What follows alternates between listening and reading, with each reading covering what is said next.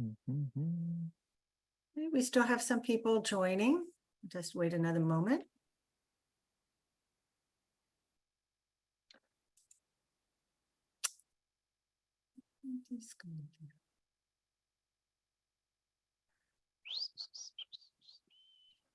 Okay, Andy, I think it has, there are two that aren't coming through for whatever reason, but everyone else that was in the waiting room is here in the meeting. Okay. Well, I guess we will kick it off if they miss my introduction. That is totally fine. Hey, everybody. I wanted to highlight the commitment of two of our co-chairs here. Eileen is on vacation participating in this call, and Anjali is on the way to a vacation at Newark Airport participating on this call. So Tom and I are just We're wishing we were on vacation. yeah, exactly. Good point. Yes, correct. So, hey, so I just wanted to share. This is going to take a few minutes. I'm even surprising my co-chairs with this. A couple of quick stories for you. So some of you may have heard this one before, but hopefully for most folks this is new and it kind of grabs your attention. In 1952, young Florence Chadwick stepped into the waters of the Pacific Ocean off Catalina Island, determined to swim to the shore of mainland California. She'd already been the first woman to swim the English Channel both ways. The weather was foggy and chilly. She could hardly see the boats accompanying her. Still, she swam for 15 hours. When she begged to be taken out of the water along the way, her mother, in a boat alongside, told her she was close and that she could make it. Finally, physically and emotionally exhausted, she stopped swimming and was pulled from the water. It wasn't until she was on the boat that she discovered the shore was less than a half a mile away. At a news conference the next day, she said, "All I could see was the fog. I think if I could have seen the shore, I would have made it." So this story speaks to keeping the mission or the vision before you at all times in order to ensure you actually complete the task, right? So for Miss Chadwick, things would have been different if she could have lifted her eyes and seen the not too distant shore. For us, I just want to kind of refresh our memory and remind us of the charge given to us by Senator Smith that will hopefully kind of continue to carry us to completion here. So this is early on in the process. We heard this from Senator Smith. Forests are critical to the environmental welfare of our state. They can play a major role in mitigating climate change by sequestering carbon dioxide. They can provide habitats for endangered wildlife. They help keep helping clean and protect drinking water sources and stabilizing soils. Proper management of forests is also necessary for preventing wildfires, which are becoming more frequent and intense. For decades, we have been debating what proper management of the state's forests should look like and what the state's policies for forest stewardship should be. We've assembled this task force in order to identify and debate the major issues and ultimately develop consensus solutions which could form the basis for future legislation. Allie's got it shared now, so you can read along with me as I'm going. Furthermore, and more importantly, is our purpose. The purpose of the task force will be to study and identify ways in which the state can best manage its forests in order to fight climate change, prevent forest fires, improve ecosystems, and protect soil and water quality, among other things. The task force will take feedback from interested parties and then compile a report on consensus and non-consensus issues with respect to forest stewardship for submission to the committee. So that's what we're after here. That's where we're headed. That's what we've been trying to do. Again, the purpose of the task force will be to study and identify ways in which the state can best manage its forests in order to fight climate change, prevent forest fires, improve ecosystems, and protect soil and water, among other things. So let's keep that in mind as we continue our conversation today. Finally, one more story that I hope sets the tone for our meeting. Last week, the four co-chairs and some other invited guests took a short field trip.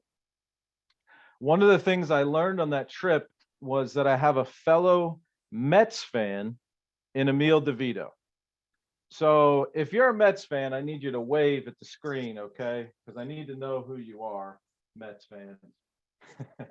No, so Emil and I were actually discussing the likelihood of the Mets choking as we get ready for the end of the season.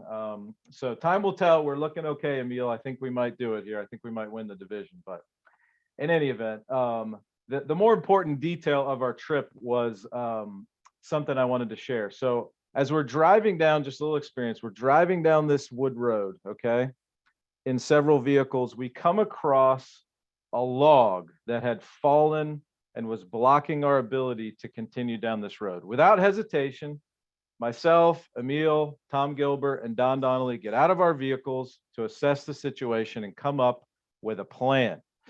And it was raining at the same time, which made this even more fun. But eventually, we got the log moved and we were able to pass and continue on our trip. And my point in sharing all this was, for me, this was kind of a picture about collaboration and how we work together. If you haven't noticed, Don and Emil don't always agree with one another on this task force stuff, and neither do Tom and I, right? But we had a mission. We worked together to meet the objective. We got down the road, right? And in the same way, I have seen the 4 co-chairs working hard to collaborate and work towards the objective of producing this report for Senator Smith at the end of this process. And it hasn't always been easy. At times, it looked like the log was going to get the better of us. Just a couple of weeks ago, that was certainly the case. I think my co-chairs would agree. We were, butting heads and not sure where to go. But over the past 2 weeks, we've worked hard. I've seen the 4 of us kind of wrestling with this log and moving it out of the way to the side of the road. So in that same spirit of collaboration, I hope that we can carry out this meeting today. So that's the goal, is to collaborate together and kind of stay on mission. So with that, I'm done talking. You won't hear from me again, probably. So and rejoice. So who's next? I can't remember. All Eileen? right. Yeah, it's me, and I don't have any funny stories or Okay. notes about collaboration. So All right. we'll just have to create one out of the task force. So I have, I have boring updates, but important ones. So first off, just so folks know, we are aware of our distribution list being used for some mass emails. That was not authorized by us. We did not know that that was happening. And the people who did it have been asked to refrain because it goes against our rules of engagement. And if it happens again, we must disinvite you from the task force. We do have rules of engagement. We asked everyone to please abide by them. You do get the one chance, but you don't get a second. So please understand that these rules of engagement are to protect everyone. And we hope that you can abide by them. But several of you did mention that you did not enjoy receiving unsolicited emails and asked us to address it. It has been addressed. So I implore you again, take a look at the rules of engagement. If you've forgotten what they say, please don't use our distribution lists for mass emails. Please treat everyone with respect, no name calling, especially of individuals, and we can move forward. So I just wanted to mention that. Regarding the vote, now you all know, you've heard from us many times, we prefer not to go down the vote road because we'd like to reach consensus. Similarly, as we're looking at the questions, we got a lot of feedback from all of you. We continued talking about the wording of the vote, whether we should have a vote. And we're going to pause it at this time because I do like Andy's analogy of the log. We want to see if we can move the log without a vote. So we developed this conceptual framework as a means to determine where we might have some consensus without necessarily going down the vote road. We will, if we feel that it's the only way to truly understand where everyone sits in their opinion about certain issues. But our hope is that we will reach some kind of a consensus on many of the issues. So that's the rationale for pausing the vote and maybe not even having one, but we may have one. So I'll leave it at that. Next up is Anjali to talk about proposals. Thanks, Eileen. Can everybody hear me okay? Yeah. Okay, great. Yes, I'm at the airport, so I apologize if you're going to hear a lot of background noise. Yes, so the proposals, we finally were able to evaluate all submitted proposals to the state. So far, all the proposals that are available in the Google Drive are the ones that have been accepted by at least 3 of us. If you do not see your proposal available to the public, it means that 2 things: either it has been rejected because of all of the previous discussed rules, or it needs some sort of modification. And with that, we will be reaching out to you. It could be something as small as make it more focused, or you're missing a reference here, or something like that. But we will be reaching out to you in the coming days. Well, let me not let me just don't put that in black and white. In the coming, I don't know, by next week or something like that. I don't want to commit fully. But so far, everything that has been accepted is available to everybody in the Google Drive. I think that's pretty much it, right? In case we want to add anything else, my fellow co-chairs. No, just one thing, Angeli. I know a lot of folks think about proposals as individual entities, individual things.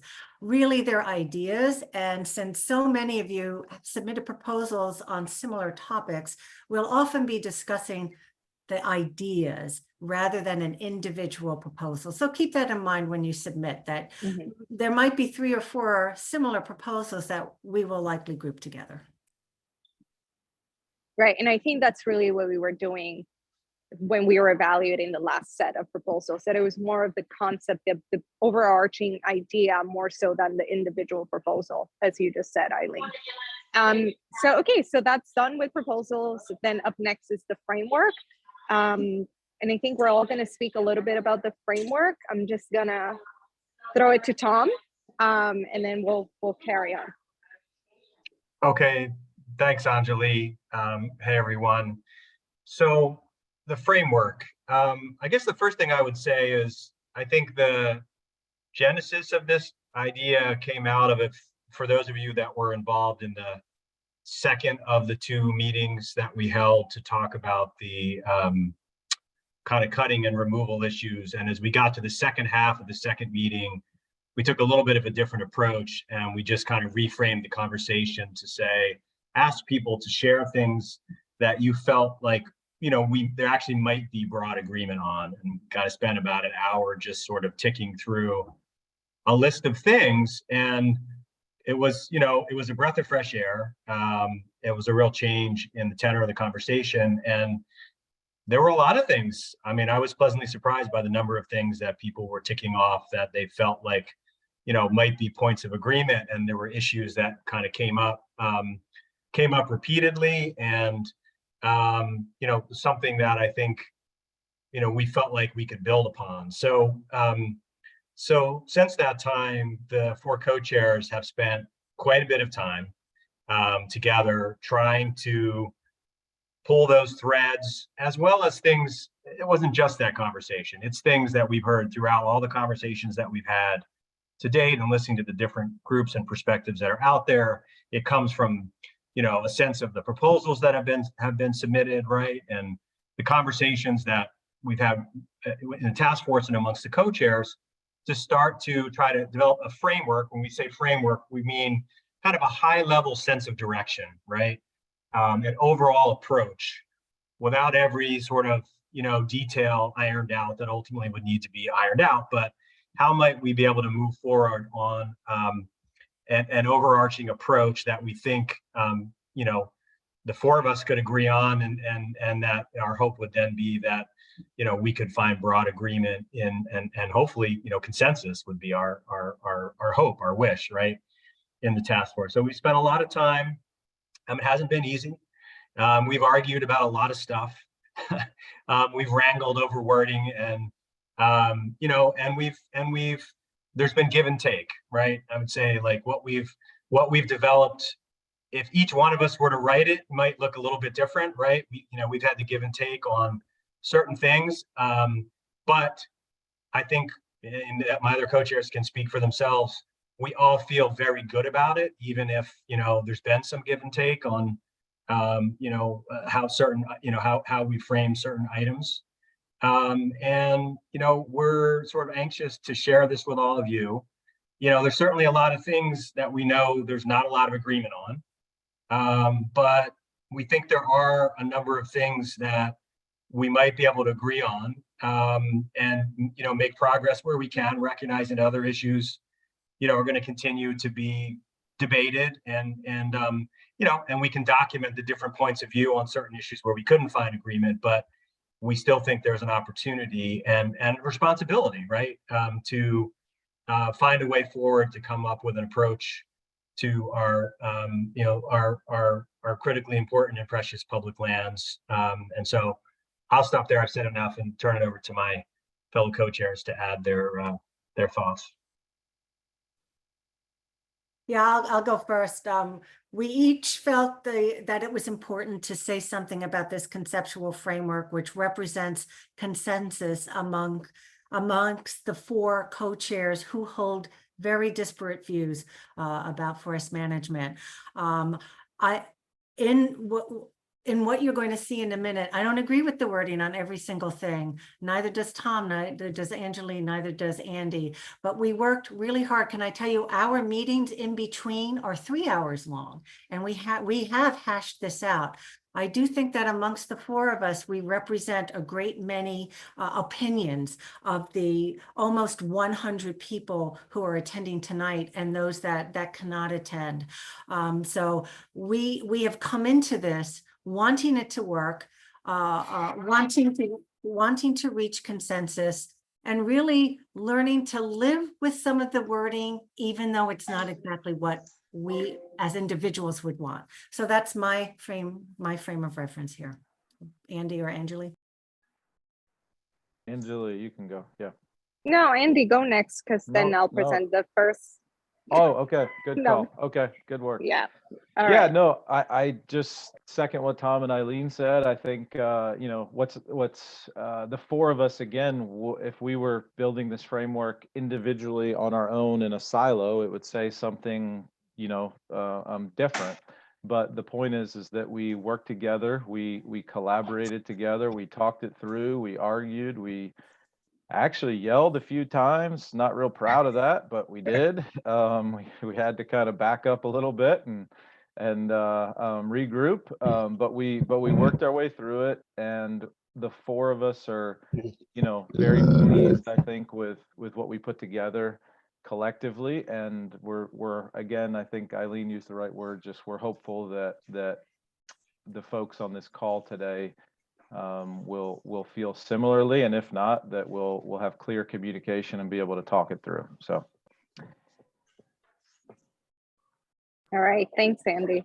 Yeah, it's really what I want to say, that yes, it was sort of a consensus from the 4 of us, because we all reach an agreement on every single bullet point in this framework, but it wasn't just our 4 opinions, right? Because this task force clearly, as we've seen, has a huge gamut of different opinions and different perspectives. So we were also bringing that into the equation, right? So I don't want anybody to think that it's just Andy, Tom, Eileen, and myself. It's the 4 of us, but it's also everybody else that has communicated to us where they stand, what's important to them, and what we ultimately want to see as a good protection for public lands. So we were bringing that up in every single bullet point. And like everybody else said, we feel very strongly about it. I'm hopeful.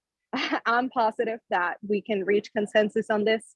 I see it as the skeleton of what we're trying to achieve, right? Like the foundation of what we want to create for our state, what we want to tell the legislature. Please go ahead and move forward, because at a minimum, this is where we need to start. And so we feel very strongly, as everybody said, and hopefully you're going to feel the same way. And to mention it again, it's not final. This is a draft. It's a work in progress. So as we always do, we open it up for clarifying questions, for discussion, and we continue to take feedback, because that's really what we're doing, is just elaborating in clear language what we hope to see for public lands.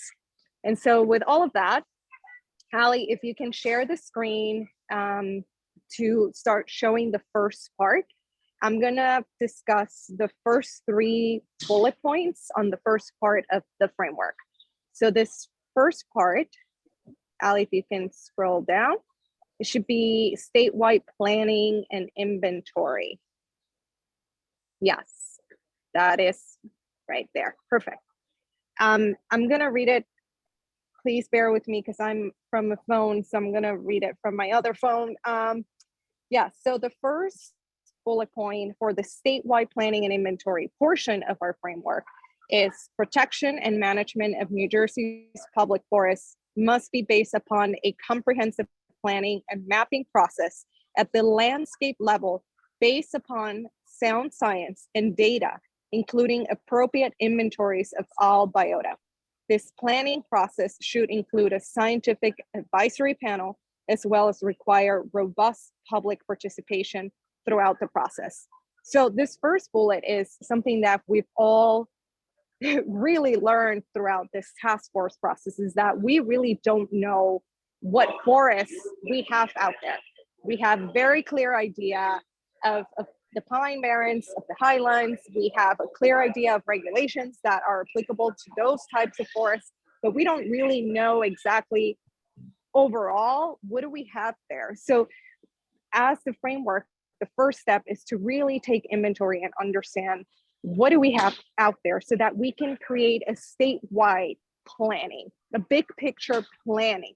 Then, and of course, based on science, on including a scientific panel and including robust public participation, which we've heard from all of you over and over again, that that's something that is absolutely lacking. So that's going to be an incredibly important part of this entire process. If we can go to number 2, Ali.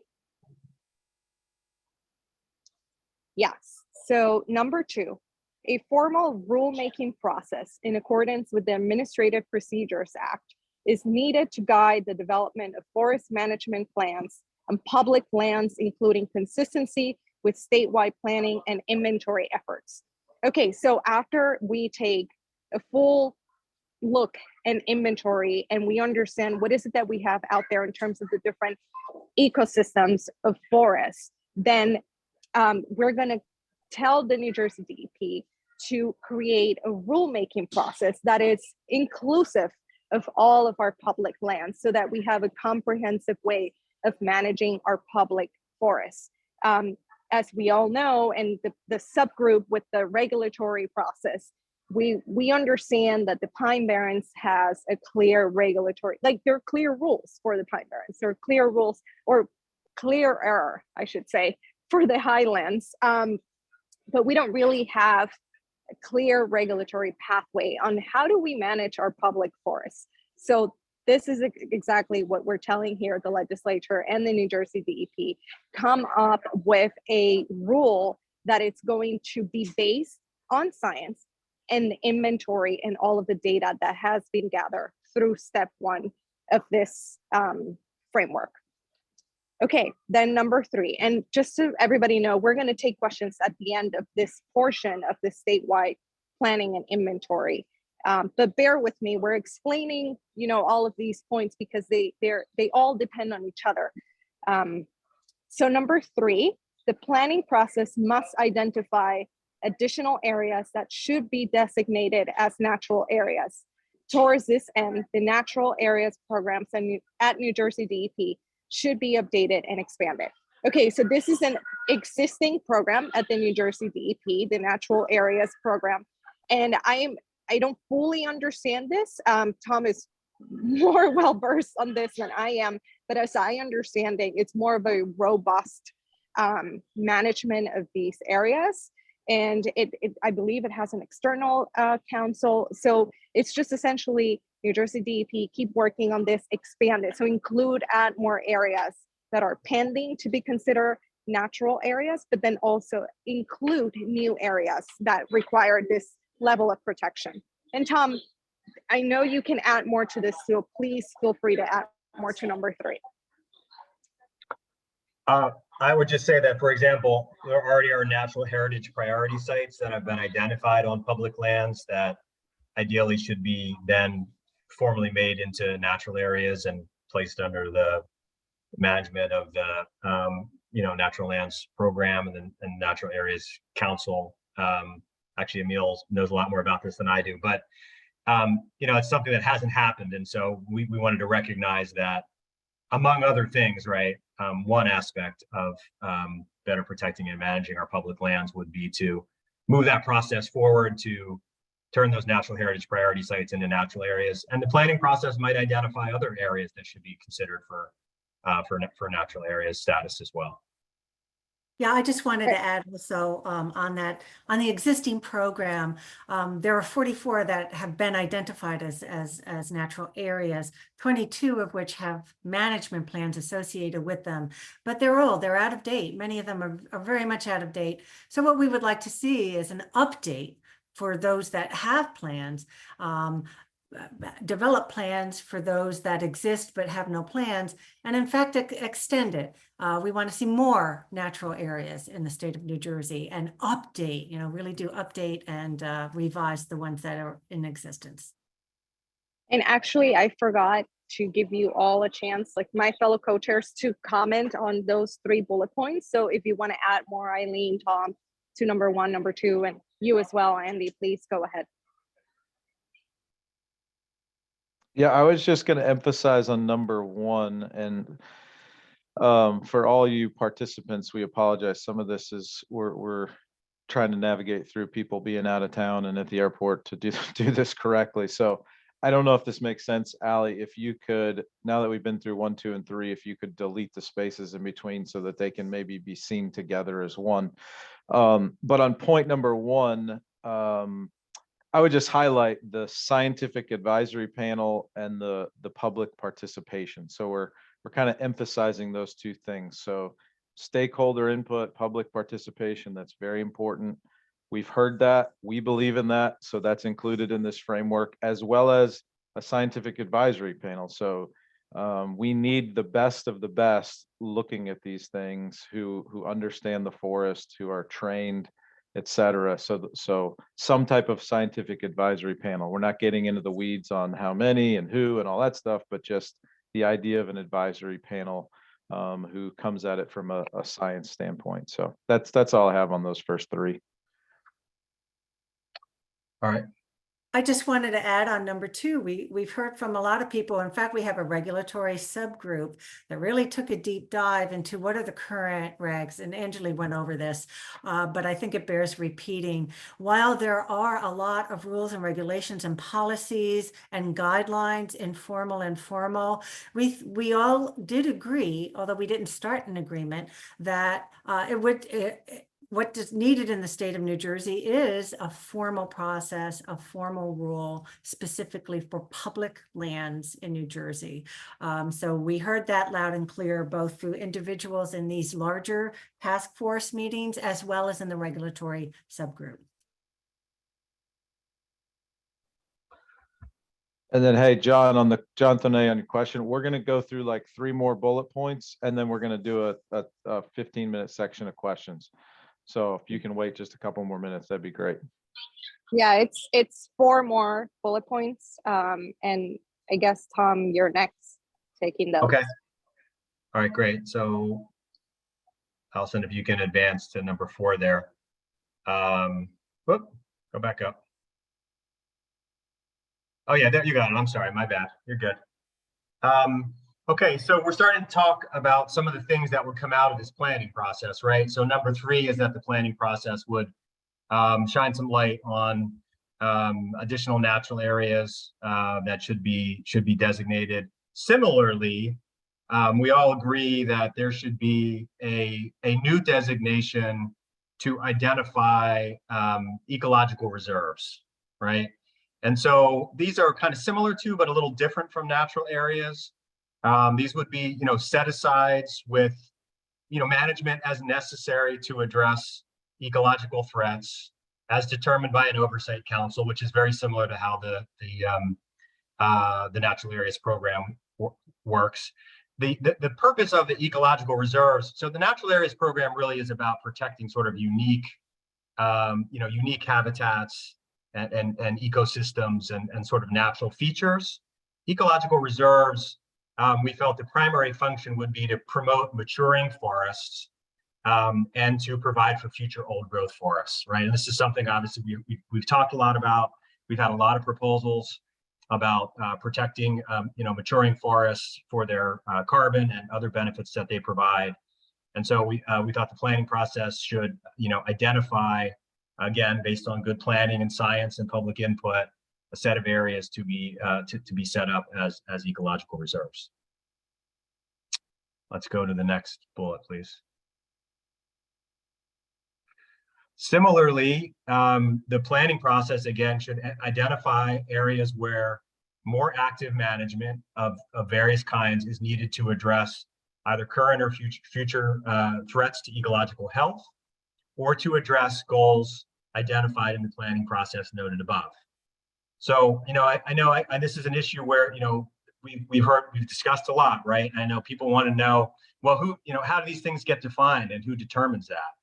This is where I think it's important to note the connection back to the planning process, that all of this needs to begin with a very comprehensive planning process that's based on the best science, the best data, a panel of scientific advisors, very thorough public review to come up with a science-based plan for our forests and to identify both areas where some form of, sort of protective designation is appropriate and areas where some sort of, more hands-on management is needed to deal with threats to ecological health as determined by this planning process and, the scientists involved and with public input.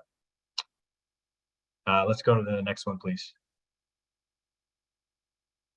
Again, something we heard throughout the process is the importance of recognizing the term adaptive management, that we make plans, right? We make the best plans we can based on the data that we have, but then we have to build some flexibility into the process to adjust to changing circumstances, to adjust to new data, to adjust to a changing climate, which I don't think any of us, can clearly predict how, conditions are going to change in our forests in light of, more rapid, either more precipitation, not enough precipitation, right? All kinds of things that it's just getting more and more unpredictable, uncertain, and variable.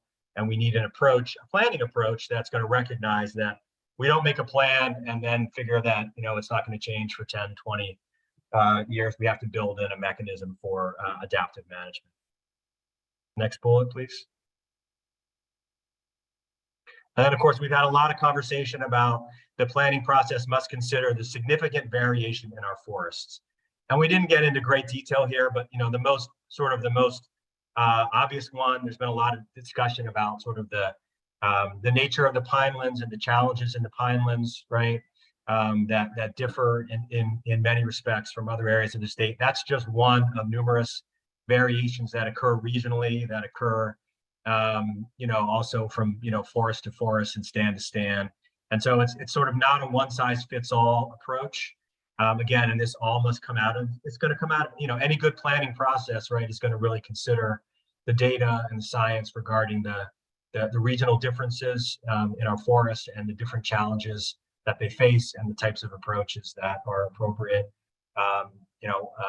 in different regions and forests throughout our state.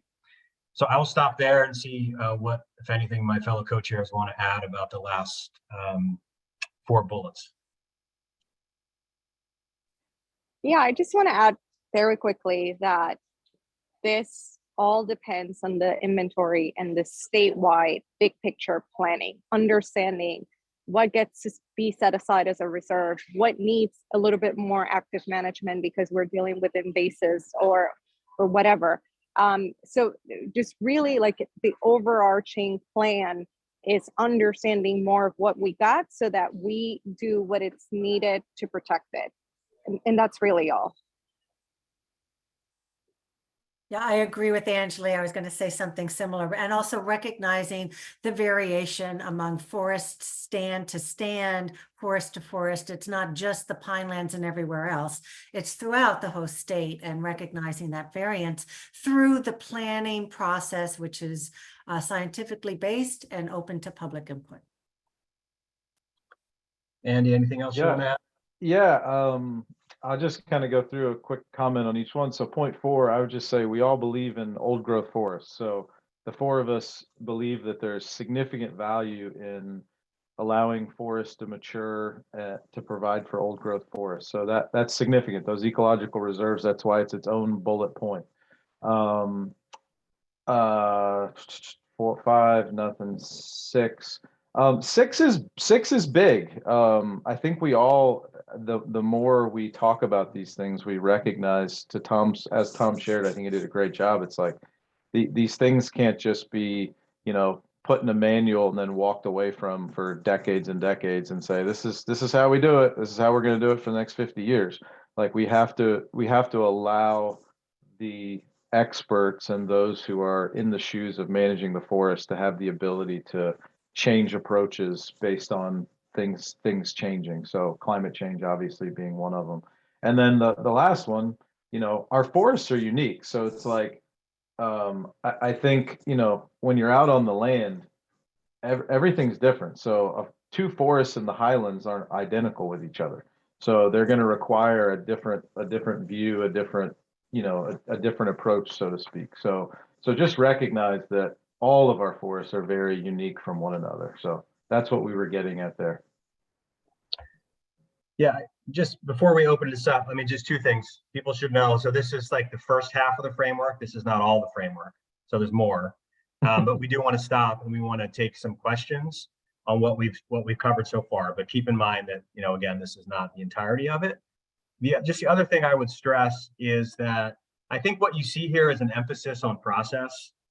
I think the more the 4 of us talk, the more we realize that there are a lot of challenging issues here that we don't think this task force can resolve, right? There's a lot of things that, really are going to be based on a much more thorough evaluation of the science, right? And this kind of big picture planning effort. What we're trying to do is recommend the processes that need to be put in place that can resolve the issues that we've all been discussing. So at 2 levels, this overall landscape level science-based planning process, and then a more formal process that deals with individual forest management plans tied back into that planning framework. So we're focused on a process here, putting a process in place that hopefully people can have trust in, right? Trust has been a big issue, right? One way to resolve trust issues is to have a clear, comprehensive, science-based process that clearly requires public input that has to be considered, right, as part of the process. And that's kind of what's driving our approach to this first section.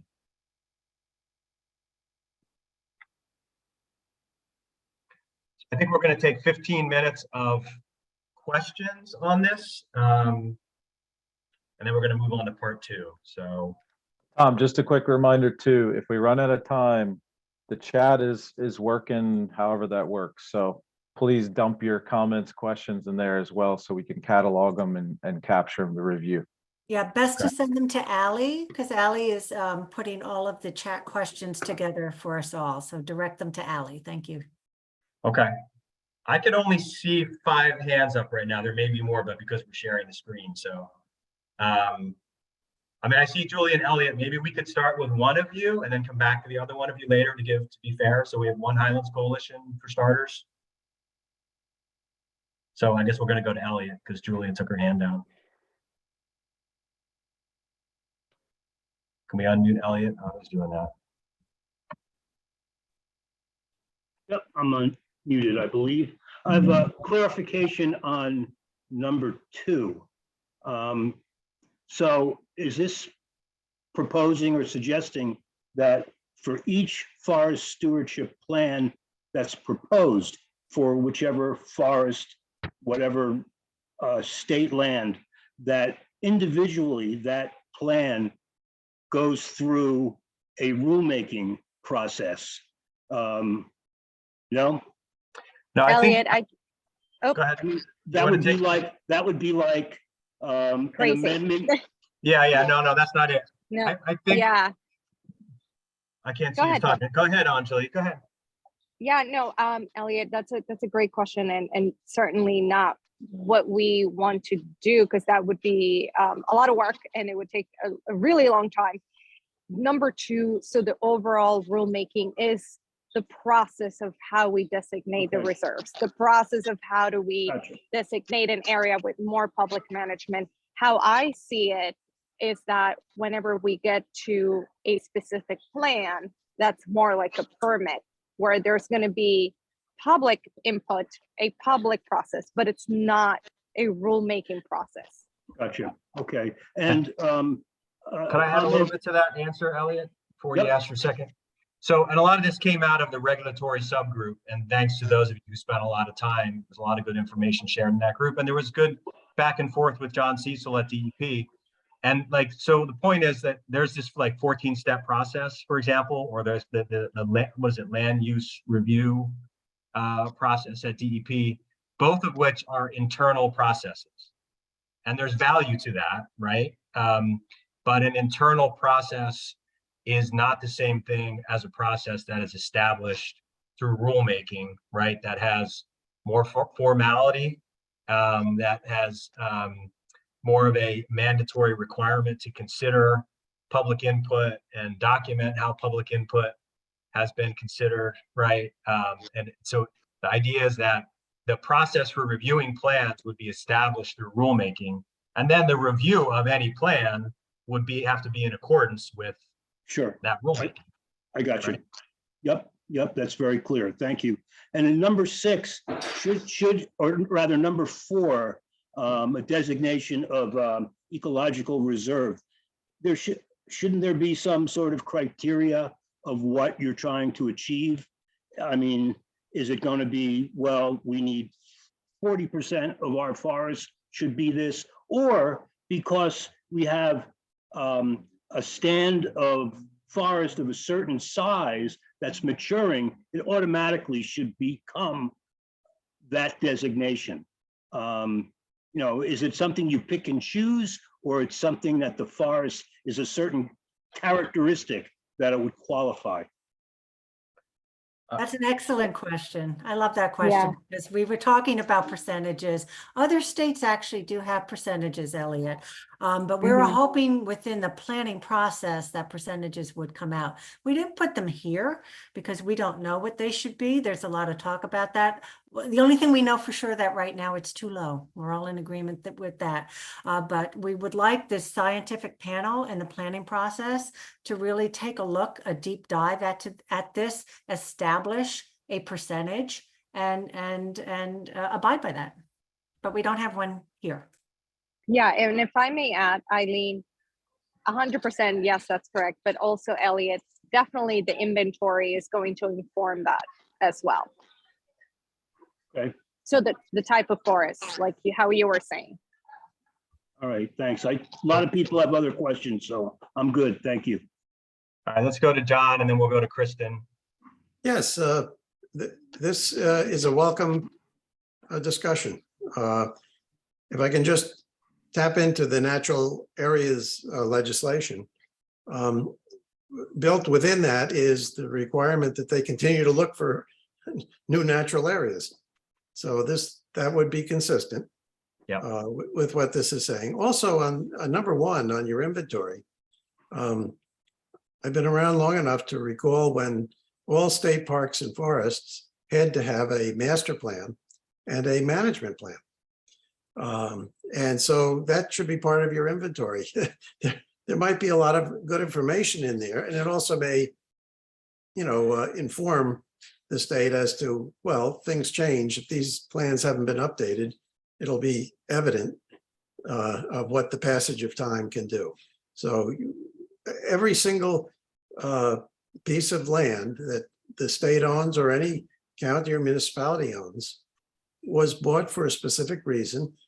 And those reasons are usually quite clear and spelled out we should, for every piece of forest land that is publicly owned, we should have that backup information, whether it's a resolution or a Green Acres program, and every one of those properties has an agreement, and collect the paperwork too, because it'll say in the paperwork what the intention was of providing money for the purchase of these lands.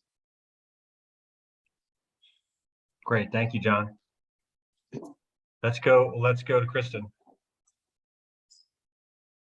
Thank you, everyone. So thank you. I appreciate all the work and effort that went into this. So definitely kudos to the co-chairs for the many hours of putting this together. My question is for number 4. I think that is a really important piece of all of this.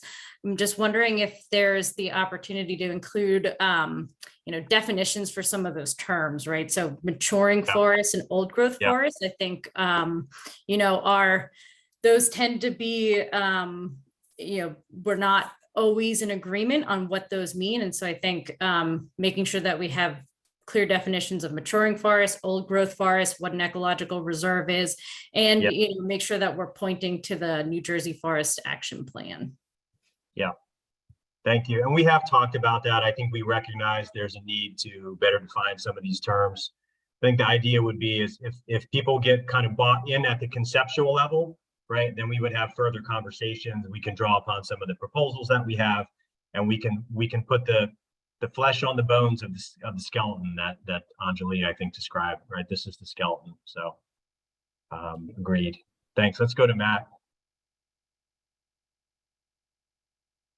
Good afternoon, everyone. And I'm just going to kind of repeat what Kristen just said too. Just a lot of appreciation for the co-chairs and just the hard effort and pulling all the stuff together, just knowing how difficult this can be. But I mean, I guess at first look, I mean, I definitely like what I'm seeing here.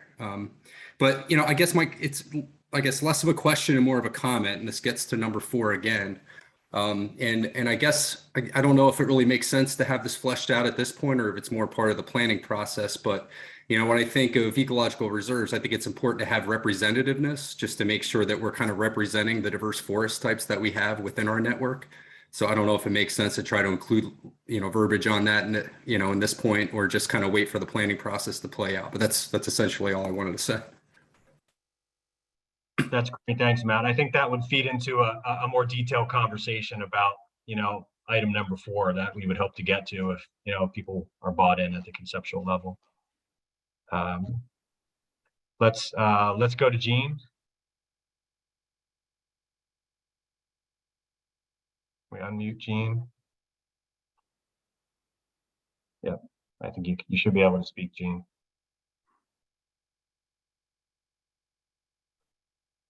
You there, Jean? We're not hearing you. Maybe All right, put let's the go to question in the chat. if you can't, put your question in the chat, Jean, and we'll ask it. Let's go to Nicholas.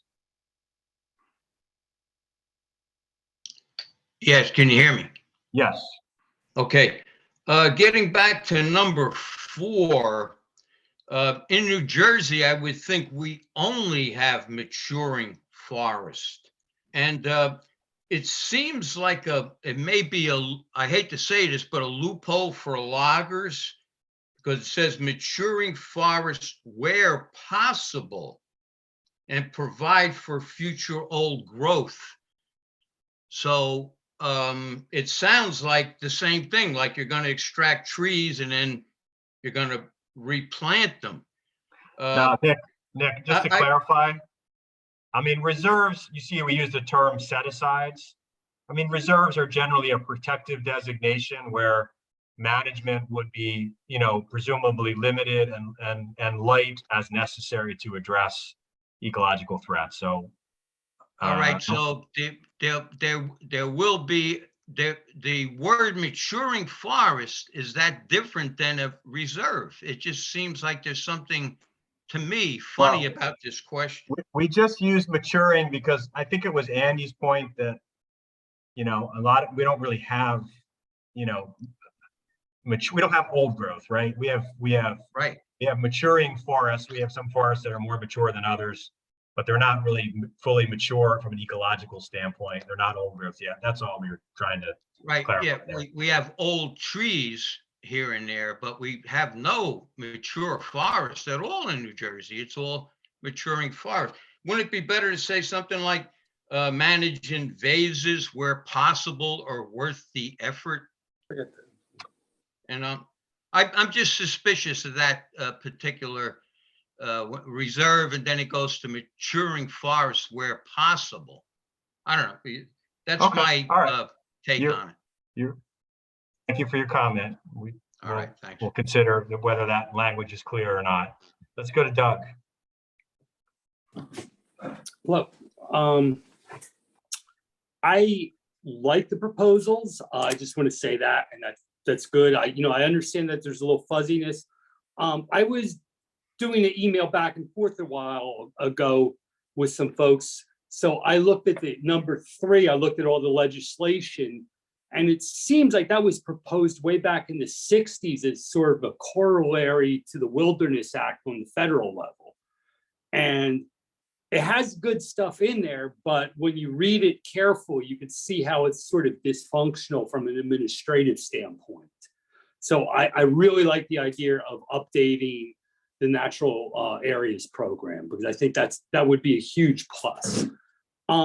The question I was going to have is, this whole process is going to take quite a while, I think. Would there be a moratorium in the interim in certain activities?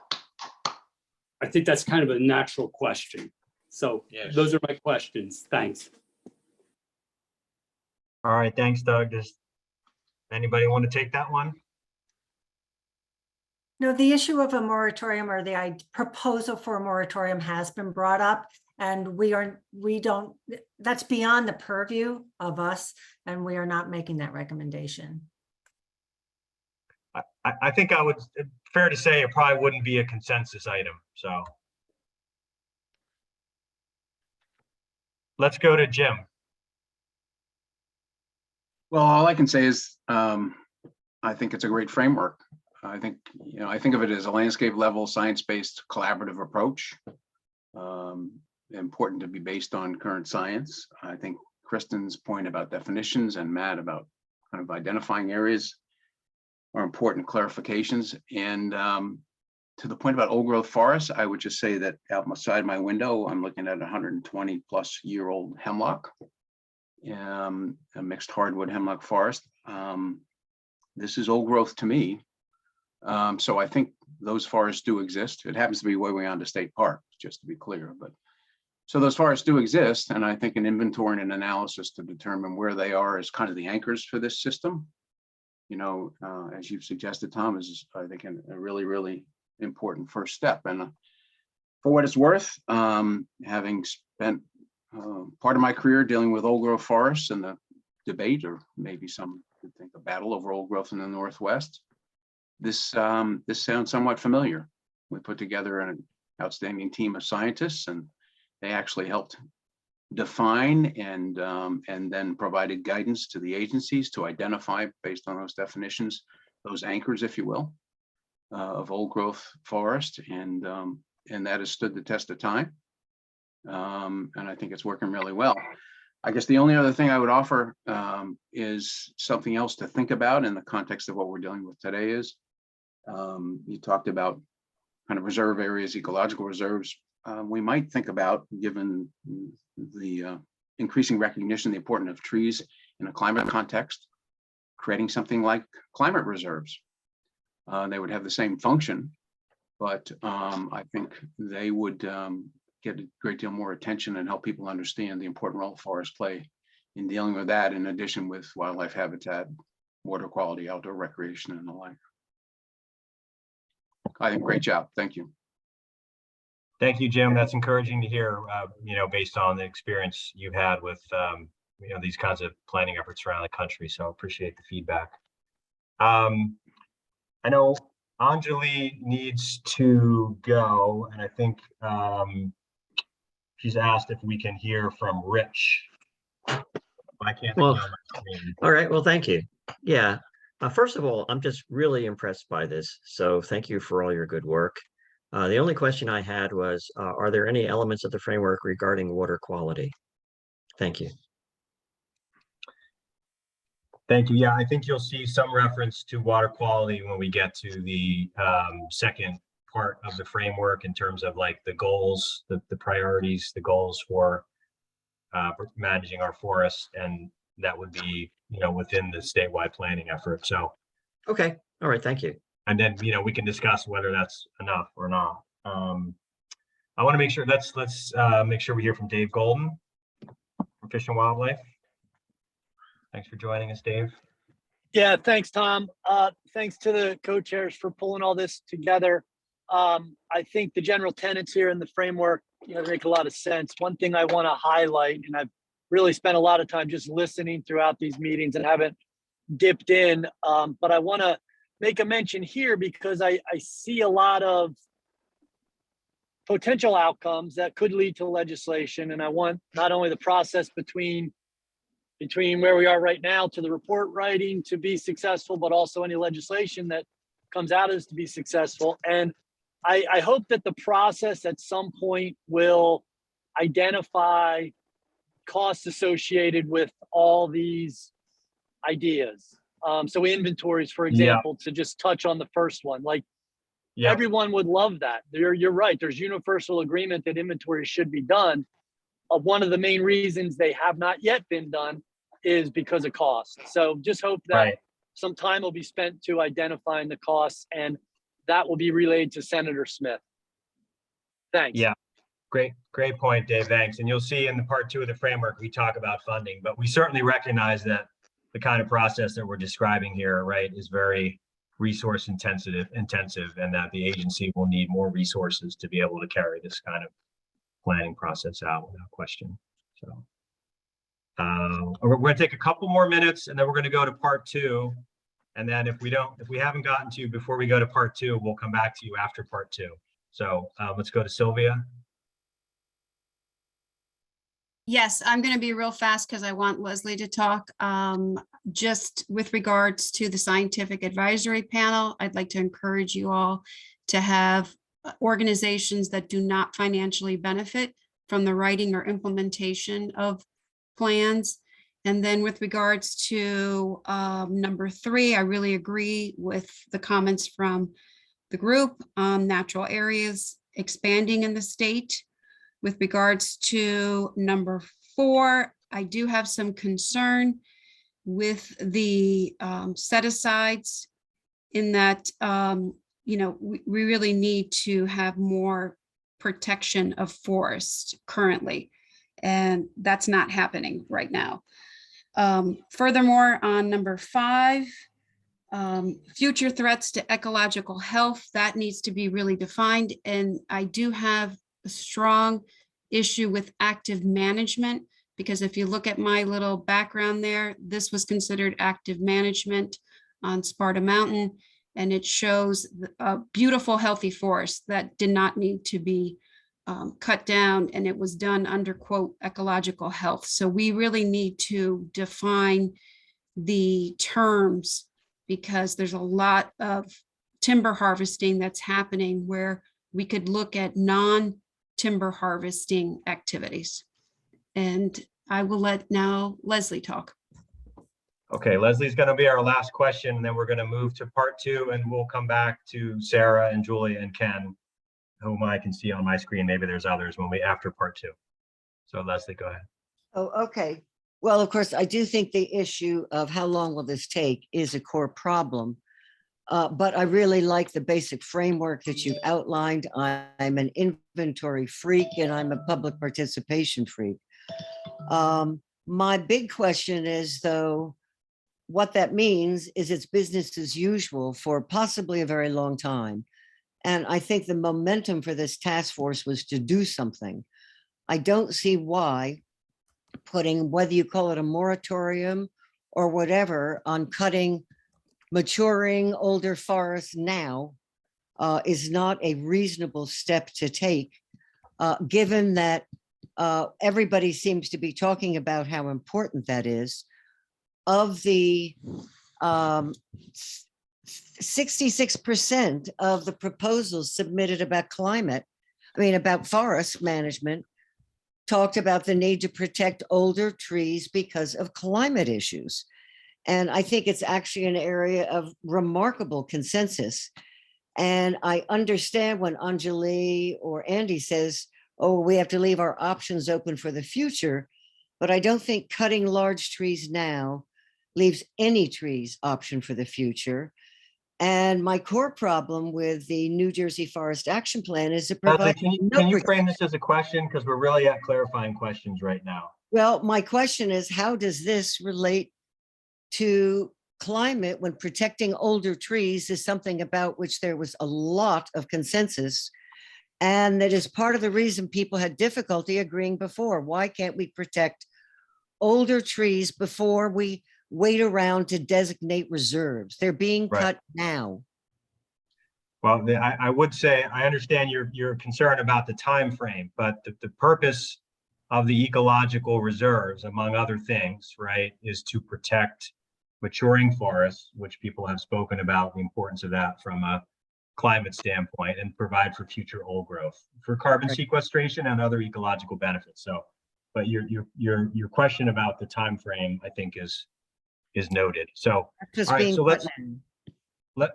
let's move on to part two, because everybody really needs to see the second half of this, right? We're going to come back to questions. I'm going to turn it over to Eileen and Andy. I'm not sure who's going first to walk us through part two.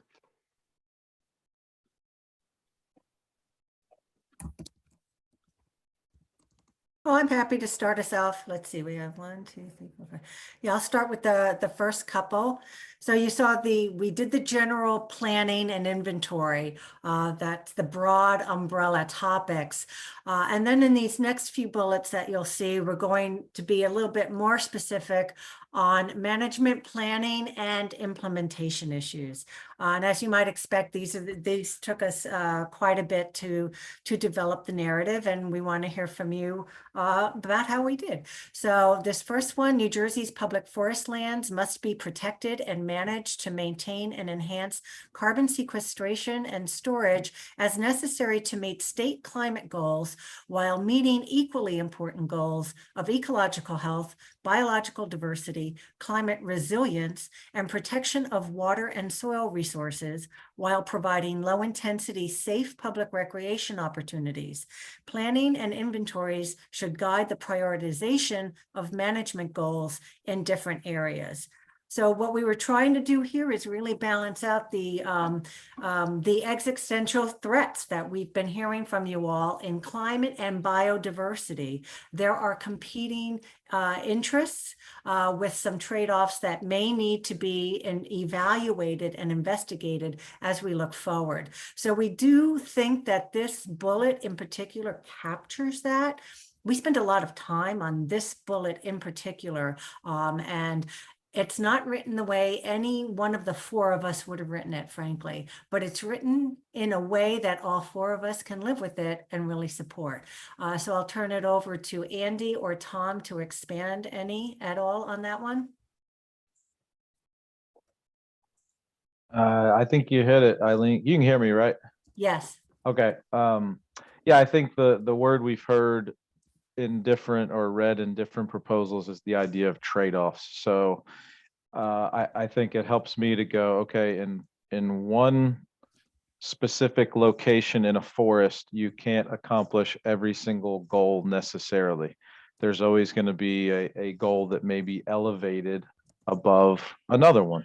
So you have to recognize that when you're making decisions, that there is always a trade-off, and that's what we're getting at here. So, but also recognizing the importance of some of these items, including carbon sequestration and storage. So. Yeah, and I would just say, I mean, certainly, I've been an advocate for thinking about our forests in light of climate change, and that's got to be a very high priority, right? For, I think, lots of obvious reasons. But at the same time, I fully recognize that our public forest lands provide many, many important values, and we can't just look at climate, right? We've got to pay attention to, we have a biodiversity crisis as well. We've got to look at resiliency. Sometimes when we need to do prescribed burns to reduce the risk of catastrophic wildfire, there's things that we have to do that sometimes there are trade-offs, right? And so in one case, we might have to emphasize climate resiliency, which maybe is, not moving the needle in the right way on carbon sequestration. And we've got to pay attention, obviously, of course, to water and our soil resources, and we've got to provide public recreation as well. So all these things are necessary to address on our public lands. The only way to do that in a thoughtful way is to have it based on, sound science and planning. So we're really figuring out, how we can achieve these multiple important objectives in the right places and the right ways. Okay, before I go on, in the chat, if you have a question, direct it to Allie. Andy and Tom and I are not looking at our chats for the most part because we're doing the meeting, and your question may get lost. So please direct them to Allie because she's maintaining a list of all the questions that are coming in. So I just wanted to make sure folks knew that. Okay, number 9, Allie. As you're scrolling up, I will read it. All forest management plans must be reviewed in accordance with the process established through rulemaking noted in the previous section and guided by statewide planning and inventory. Tom and Andy, anything to add? Okay. So we kind of covered this already when Elliot asked this question in part 1. Yeah, I think so too. Yeah. Okay. So number 10, meeting these goals requires multiple tools and approaches, all of which should be guided by sound science, consistent with and guided by the inventory and planning process. And by that, we're referring to the process above. Any other elaborations? Yeah, goals, I would just say we maybe could have put in parentheses from number 8. Just so people understand what we're talking about. That kind of ties back to number 8 that you just reviewed. Yeah, gotcha. All right, and down to 11, please, Allie. Prescribed burns are a necessary management tool to reduce the catastrophic fire risk in ecosystems like the Pine Barrens and to meet other critical ecological objectives throughout the state. Anything there? All right. I'm going to move down to 12. A more intensive effort is needed to address the impacts of invasive species. We've been hearing that loud and clear. The New Jersey Invasive Species Council, created in 2004, but currently dormant, should reconvene and be charged with developing a statewide strategic plan to address the issue. Andy or Tom, anything to add? Nope. Okay, there are 2 more, just to let folks know, 2 more. 13 is steps are needed to reduce deer densities in our public forest lands to ecologically sustainable levels to enable our forests to regenerate. I just want to point out that steps mean both lethal and non-lethal, with an emphasis on non-lethal when possible. Andy and Tom? Yeah, and these 2 points, 12 and 13, the invasives and the deer, these are proposals, are yet to kind of be reviewed. So these are just kind of very kind of high level ideas, but I think some of this might potentially get more fleshed out as we review proposals on both deer and invasive species. Yeah, I guess the one thing I'd say on this is we intentionally worded this to just focus on the need to reduce deer densities without really getting into how, knowing that that's a much more challenging question. And there's different and strongly held viewpoints out there about how to do that or not to do it. So step 1 again is can people agree that we need to reduce deer densities? If we can get agreement on that, then we can move on to other conversations, right? And we've got various proposals to talk about the different ideas right out there to get us to that goal. But let's stick with a high level goal first and figure out if we can get agreement on the need to, and we've heard lots of, I think, passionate comments about if we don't deal with this issue, ultimately we're going to fall short in a lot of our efforts in our forest lands because they're just simply not regenerating in many areas. Okay, and our last one, it's a tip of the hat to what Dave Golden just brought up. Increased funding and staff to New Jersey DEP. It's absolutely necessary to carry out these activities and to address these goals. Anything to add, Tom or Andy, other than agreement?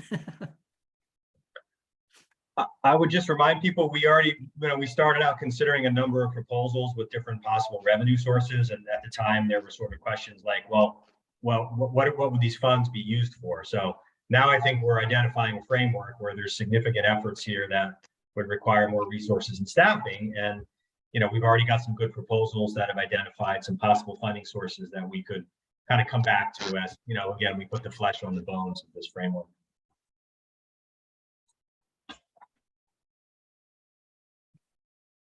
Okay, one more thing about the chat before we have all of these. Allie, early on, you sent an email, a chat to everyone saying who you are, and people are having trouble. Could you just do that again one more time, Allie? You'll all be seeing a chat message from Allie. That's who you send your messages and questions to. If you send them to me and Andy and Tom, we're likely not to see them, but so please send them to Allie. Thank you. She just did. It's AS, Allison Schmeider. When you send a chat, send it directly to her. So thanks. Okay, so now we're going to do the same thing like we did last time. If possible, I think that we might have more bullets here. It might be more of a challenge. And then we're going to take clarifying questions on the second set of the forest management and implementation section of the framework. So let's see what we got here. We have some hands up. Let me see if I can find them. I think Sylvia already went in the last go around, right? Maybe that's what do we call that? A legacy hand or? Oh, a legacy hand. Yeah. Well, I see Sarah Webb is up there. I can ask to unmute. You haven't heard from Sarah. Yes, thank you for calling on me. This is very exciting work and it must have been very challenging, and I give you lots of credit for it, and a lot of important direction here. I'm concerned as others are, so I'm going to ask about how this departs from the status quo when we move into the provisions for adaptive management, active management. This is ambiguous and it really doesn't address those critical issues that we as a task force have been hashing out. The heavy logging, which is default management today on our conservation lands. And we all agree that should be rare. And the comment about trade-offs, I think, don't you feel that we really, when we manage for ecological integrity and health, that is the same way we manage for climate resilience, because we want to protect our mature, oldest, most intact forests. And that gives us those achievements. I just am concerned, how can we make sure that this implementation doesn't take us to where we are now, where the vast majority of our public conservation lands are open to the kind of a canopy clearance that we've heard again and again throughout this process is very problematic ecologically and especially for climate defense. So those concerns are still with me in the way these some of these items are worded. And we were thinking about having a vote on those two critical questions about cutting and removing wood.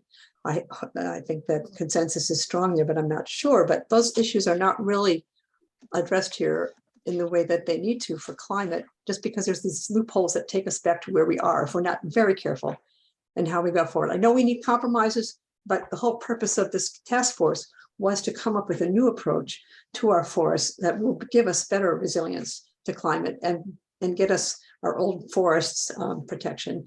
So I hope that there can be some refinement of some of those concepts and movement away from the vagueness of adaptive management and active management.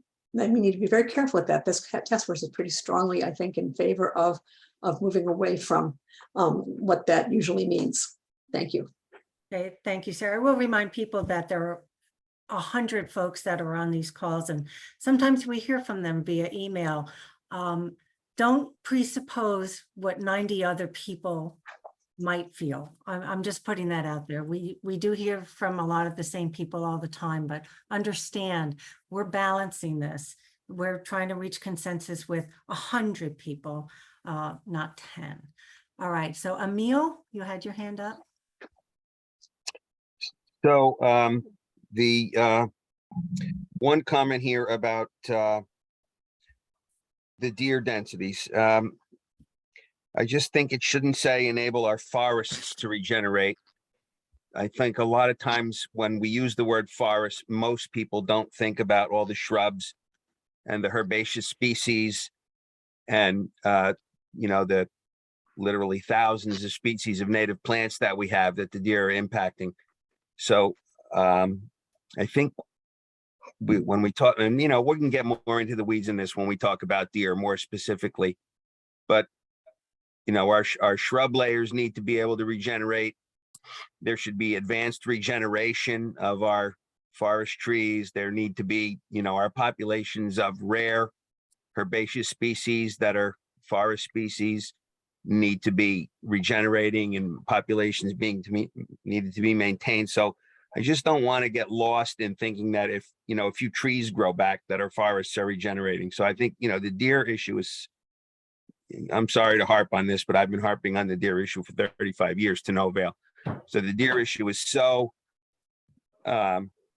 important to the success of everything else that we need to be much more clear when we talk about regeneration.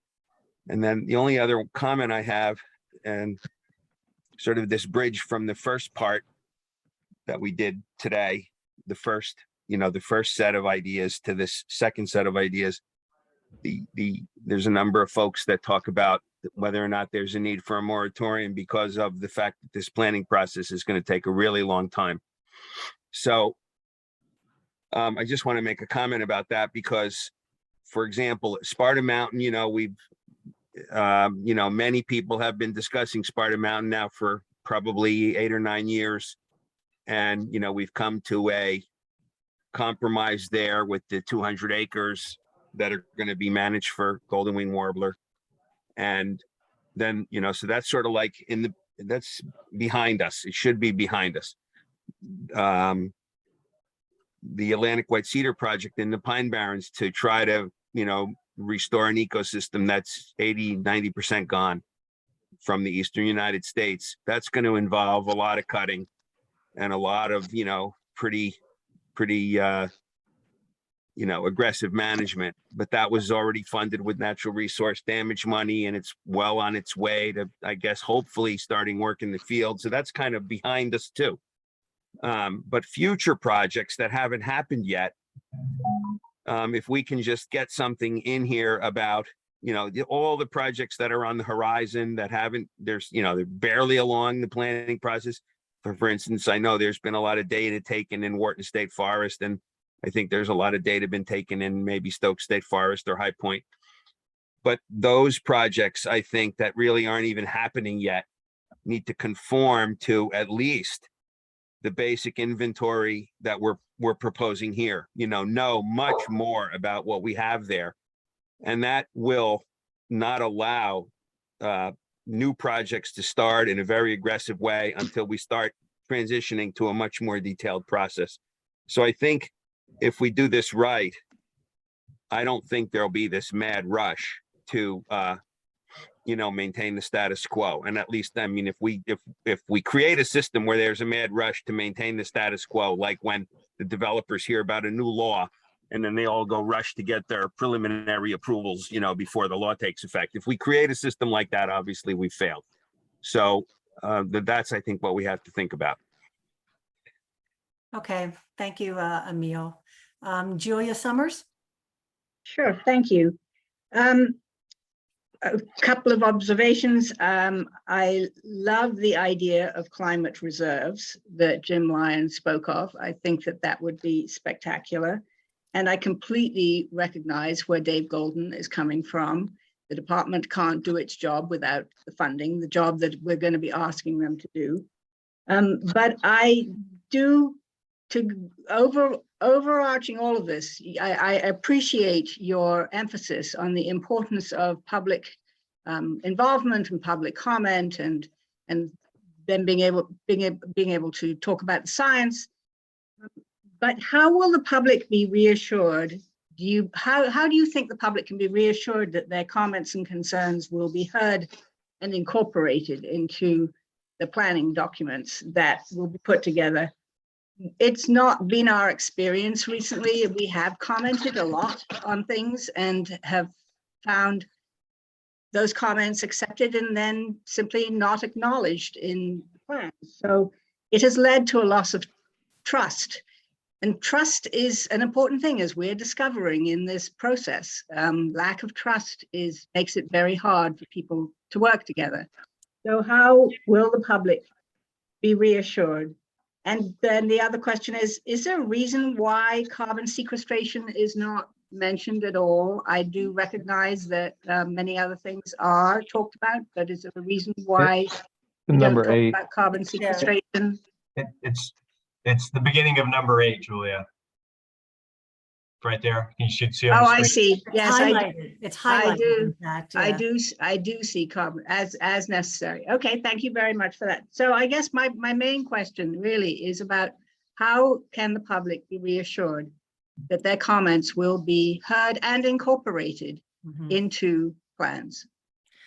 Yeah, that's a good question. It's one of the reasons we're here, Julia, as you know, and we think that through the rulemaking, which should be done through the Administrative Procedures Act, that's the tool that we have to try to reestablish this trust. Once you lose trust, it's very hard to gain, and progress moves at the speed of trust, which is why we see we're here today. So there's no guarantee. You can't guarantee trust. You can only your actions determine trust. So we're hoping that through this planning process, that it's very heavily oriented towards the public process, that will build the trust that's necessary between the government and the public. Andy, Tom? Yeah, I would just add, Eileen, that's why we're putting the emphasis on this process for reviewing plans to be established through rulemaking and in accordance with the Administrative Procedures Act, which is very specific and has language in there in terms of the requirement to, consider public input. And frankly, it's also it creates the opportunity for the public to appeal decisions if they think the agency has not followed the rules, right, and the requirements of the Administrative Procedures Act. The public can challenge an agency decision. That doesn't exist right now. And you can't challenge an internal agency process in the same way. You can't appeal that. There's no formal appeals process, whereas under the Administrative Procedures Act, there is. Okay, we're going to move to Ken Dulski. Thanks very much. So let me first reinforce what Sarah said, because she took the words right out of my mouth. I think that I understand the need to be at a very high level here, but it's so high level and so vague that this could be the greatest thing since sliced bread, or it could just be maybe even worse than the status quo. And we can't tell until we get into these and really work these. And when I step back and I look at them, basically, if we had taken all the proposals and categorized them, we'd probably come out with a list like this. So I'm not sure that we've made tremendous progress because we still need to dig into these same issues.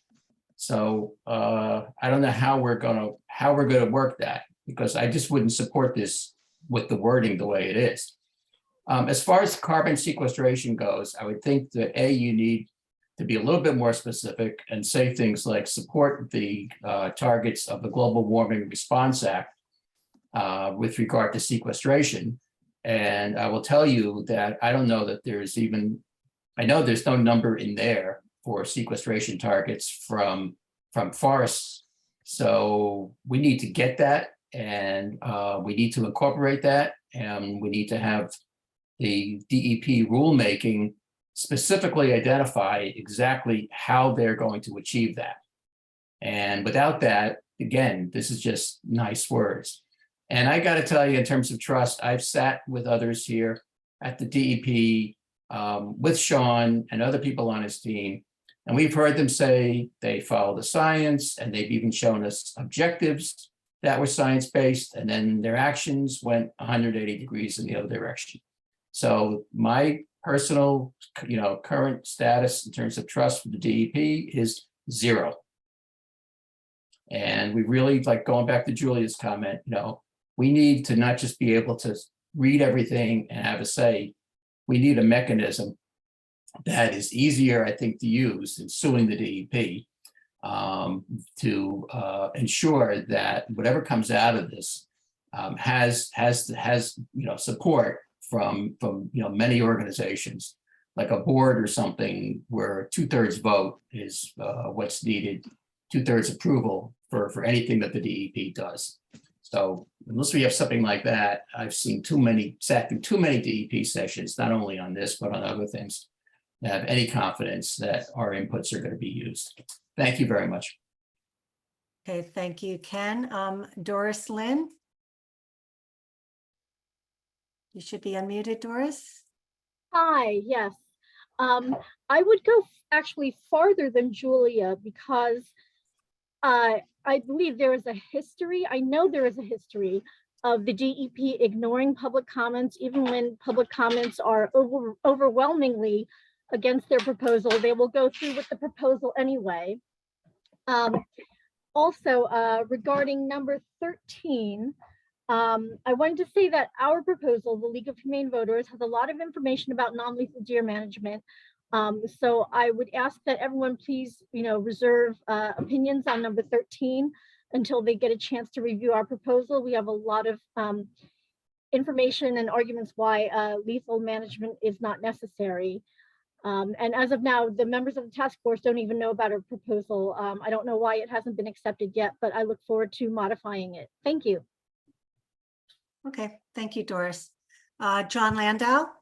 Hey, going back up to the framework level, on item 8, I would like to request that you consider water quantity as well as quality. I don't see anything in these goals addressing stormwater water quantity management by our forests, which is a really critical ecological service as storms become much more intense in the next decades, because we're stuck with that no matter what.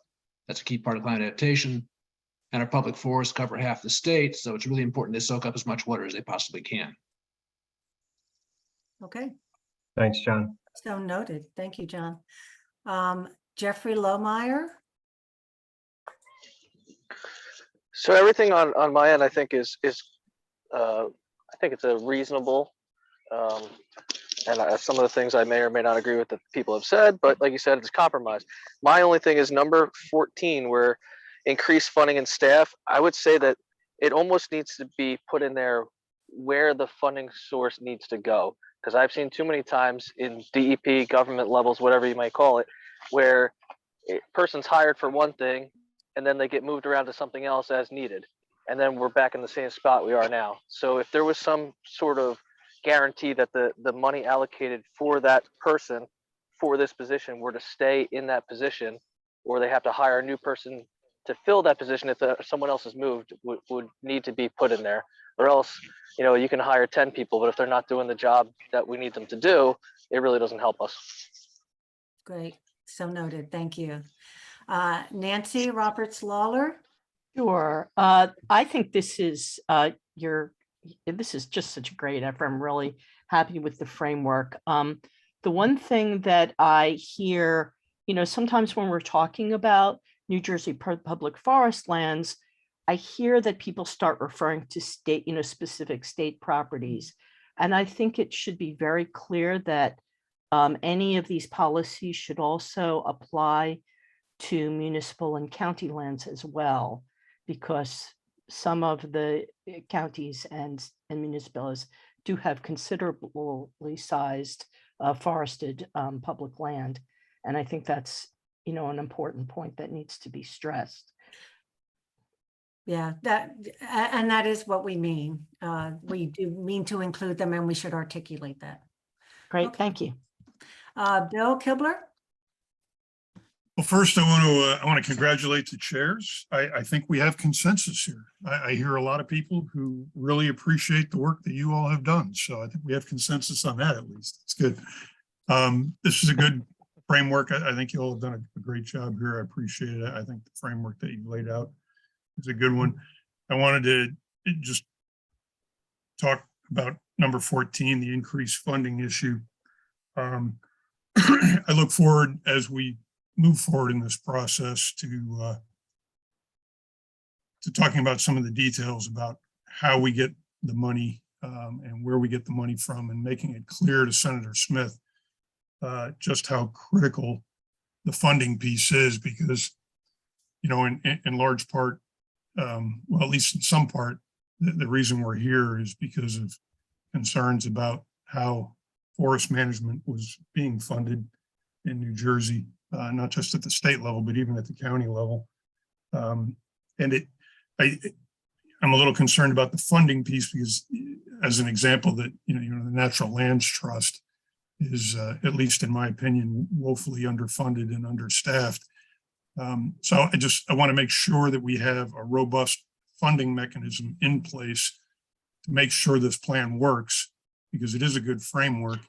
But at the end of the day, it's all about the money, my friends. Thanks. Okay, thanks, Bill. Sylvia? Yes, hi. I'd just like to build a little bit on what John had mentioned on number 8, because I had written myself a note with regards to water quality and quantity with regards to stormwater runoff and the importance of maintaining that.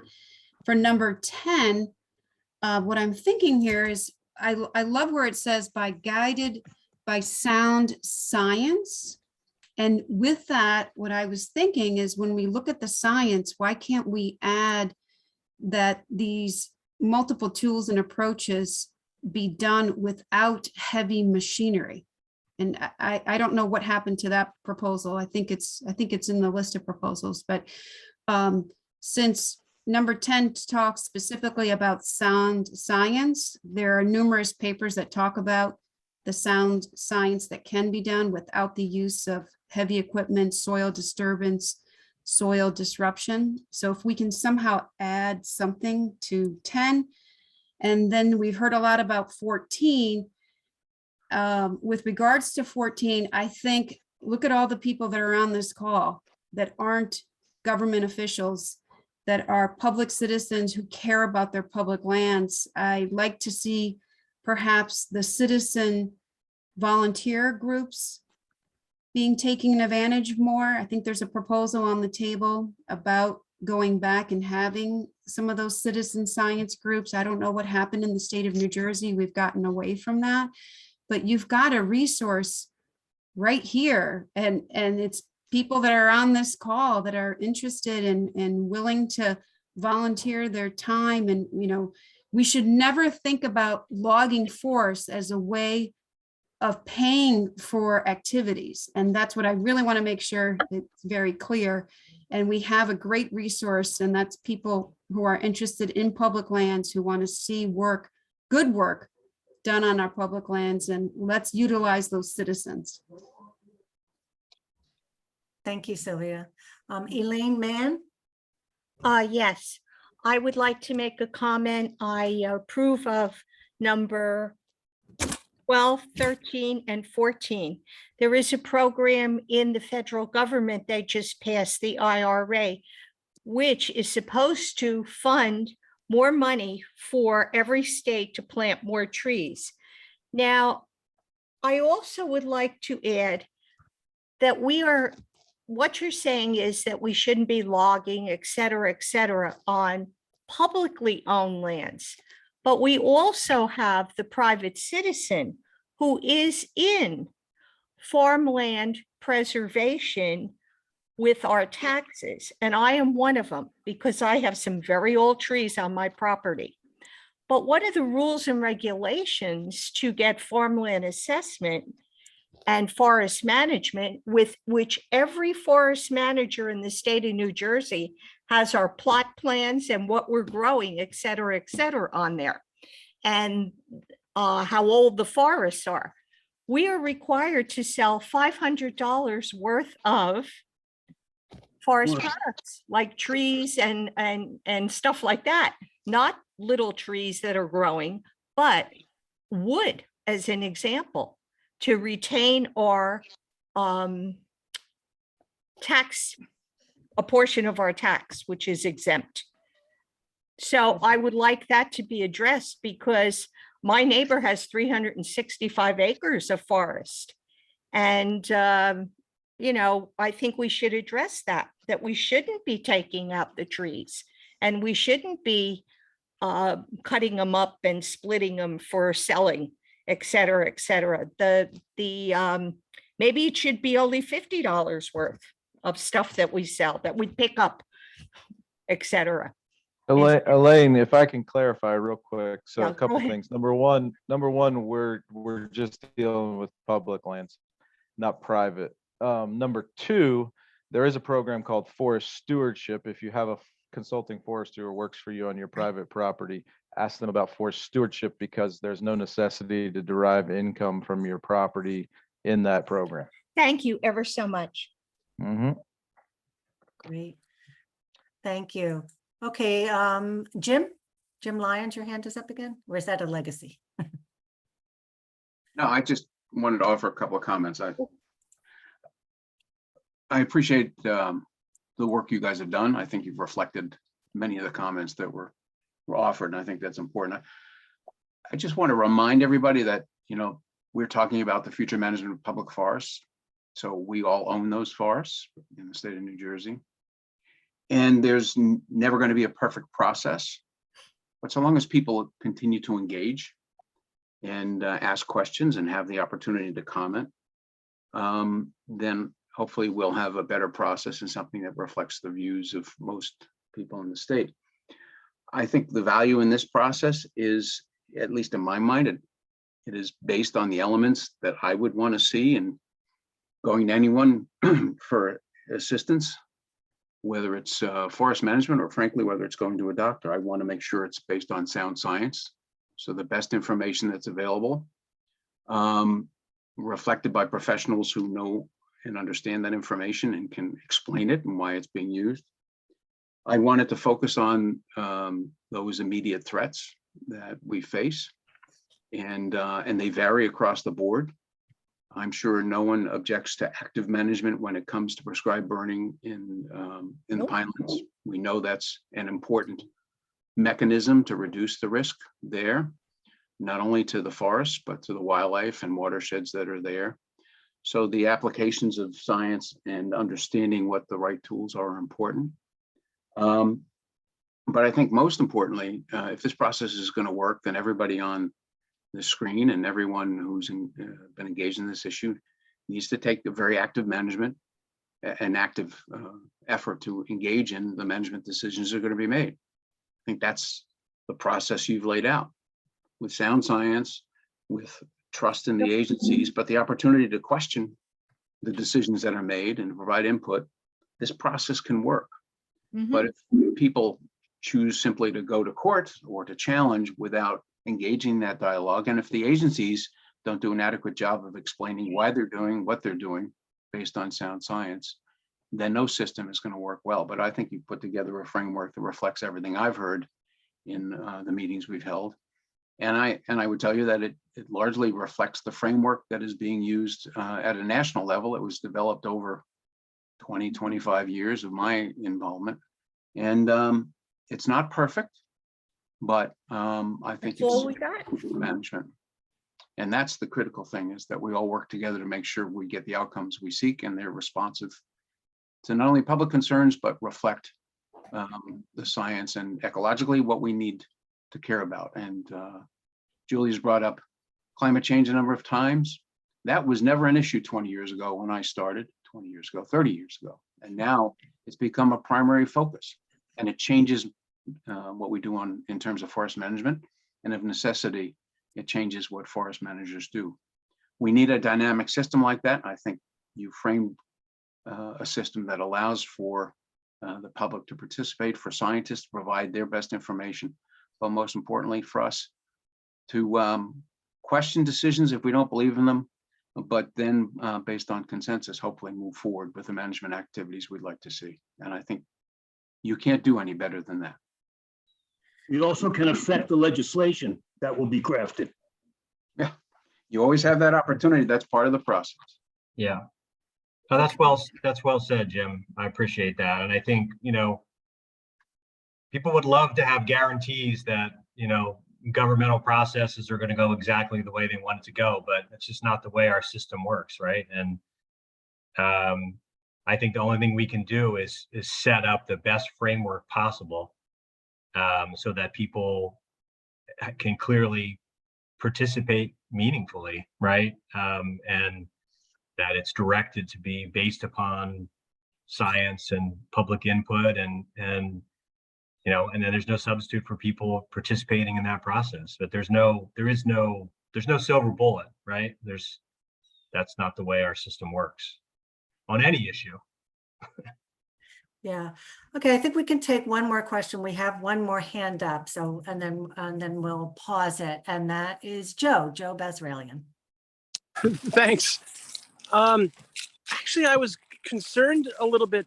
Jim mentioned just now that the framework proposal reflects what's happening on national forest management levels.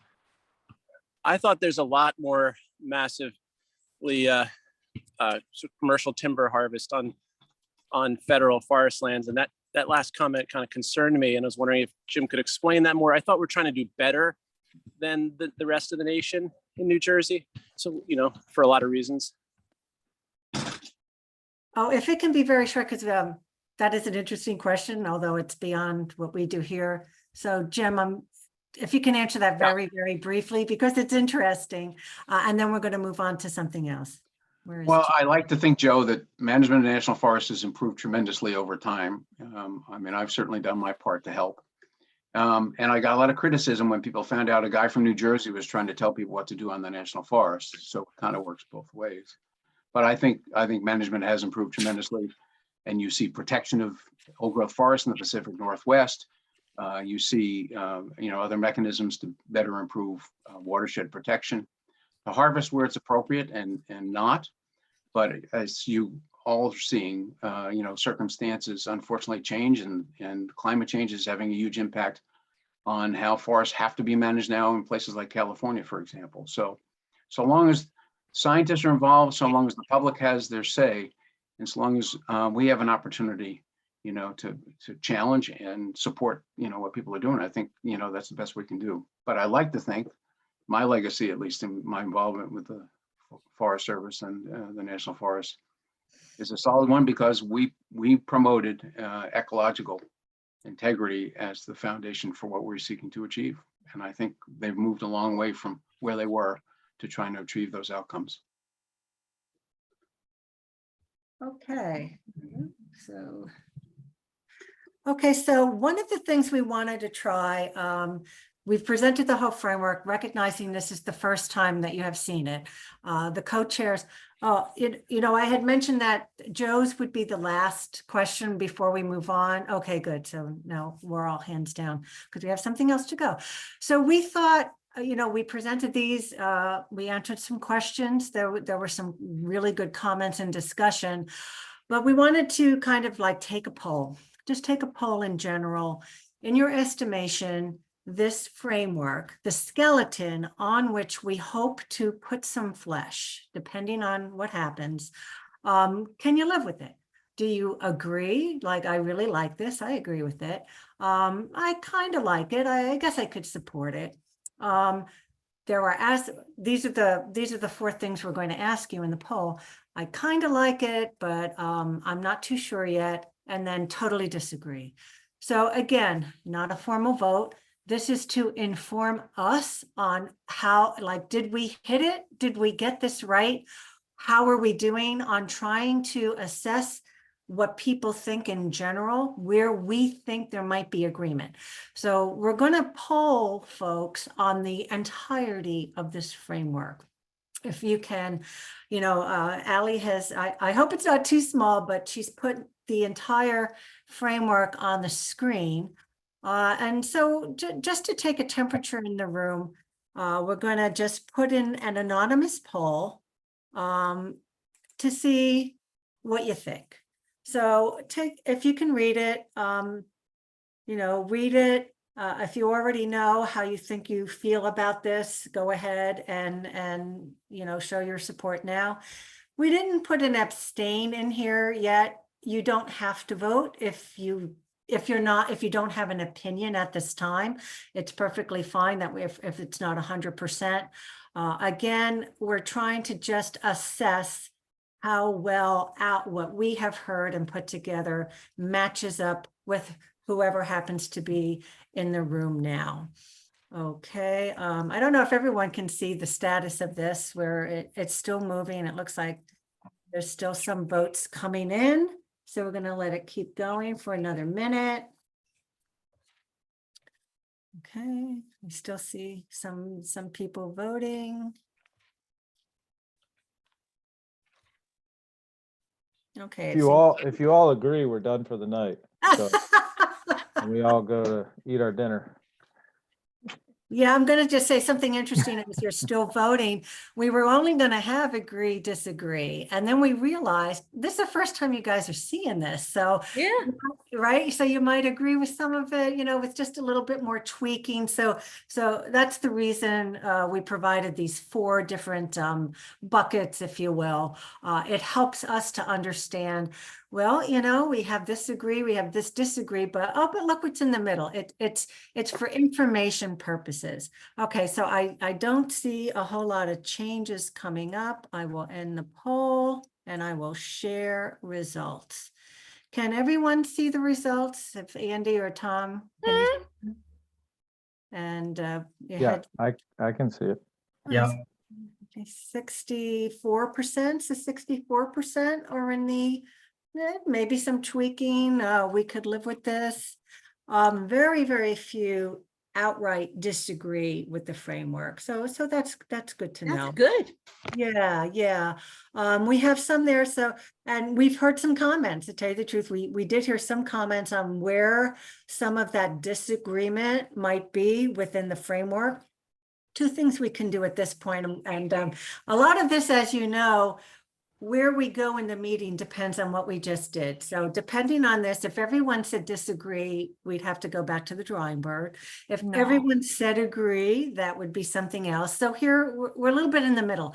So what I think we'd like to do, we have, we could do polls. We have additional polls to kind of get at, maybe it's really the second part, or maybe it's the first part that people aren't fond of. So Allie, if you can focus on part 1, planning and inventory on this shared screen, just to remind people what I'm talking about when I say planning and inventory. These were those first ones that we went through. Angeli started and Tom did some. Just again, to parse it out a little bit more, if we're going to do the exact same poll, but only on this part. So I'm going to launch that poll. And again, the same categories, you agree, disagree, maybe support. It'll just help us to see within that not likely to support or leaning towards where our efforts should be focused. So here we go. Hey, tell me, Andy, can you see, because I'm seeing how the poll is going. Do you all see that? Correct. Yeah. Or maybe it's just the 4 chairs. I can see it.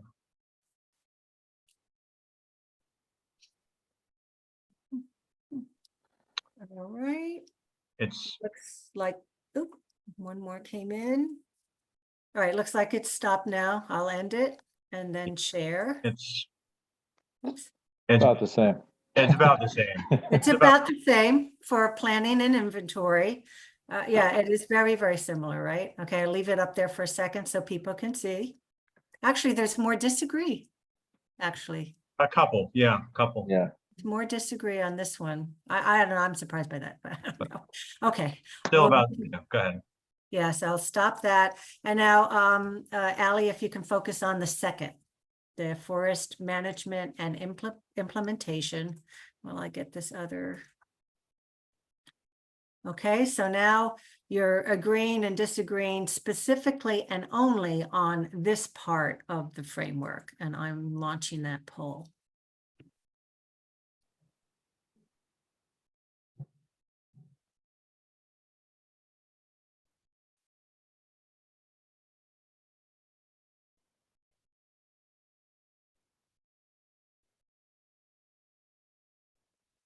Okay.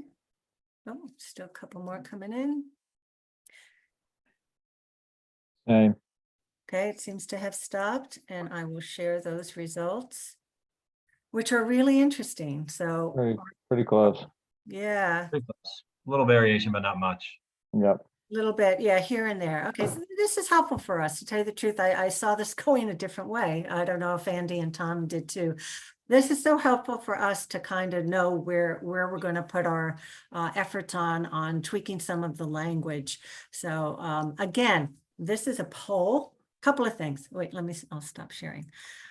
This was just a poll to inform how we want to revise this framework.